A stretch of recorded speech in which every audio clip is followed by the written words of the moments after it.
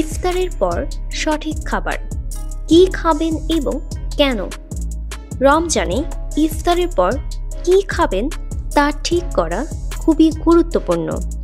অনেক সময় আমরা বেশি খাবার খেয়ে ফেলি যা শরীরের জন্য ভালো নয়। আজকের ভিডিওতে আমরা জানব ইফতারের পর কি ধরনের খাবার খাওয়া উচিত এবং কেন তা আমাদের শরীরের জন্য উপকারী। ইফতার শুরু করুন খেজুর ও পানি দিয়ে। খেজুর থেকে সহজে শর্করা পাওয়া যায় যা শরীরকে দ্রুত শক্তি দেয়, আর পানি শরীরকে হাইড্রেট করতে এবং ডিহাইড্রেশন দূর করে। এরপর সালাদ এবং ফলমূল খাওয়া উচিত।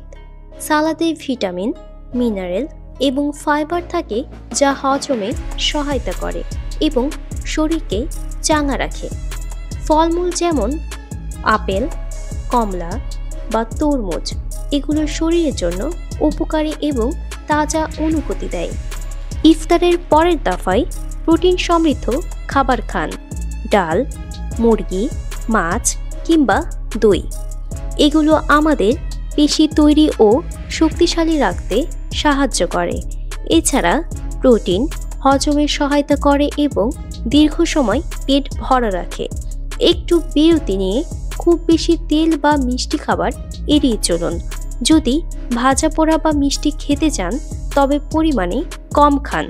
এগুলো হজমের সমস্যা তৈরি করতে পারে এবং শরীরে অতিরিক্ত চর্বি জমিয়ে ফেলতে পারে। ইফতারের পর কিছুটা হাঁটাহাঁটি বা হালকা ব্যায়াম করতে পারেন। এটি হজমে সহায়তা করবে এবং শরীরের অন্যান্য কার্যক্রম দ্রুত শুরু হতে সাহায্য করবে। তাহলে ইফতারের পর সঠিক খাবার নির্বাচন করলে আপনার শরীর সুস্থ এবং শক্তিশালী থাকবে। ভিডিওটি যদি ভালো লাগে তবে আমাদের চ্যানেলটি সাবস্ক্রাইব করে পাশে থাকা বেল আইকন বাটনে ক্লিক করে সাথেই থাকুন এবং বন্ধুদের সাথে শেয়ার করুন।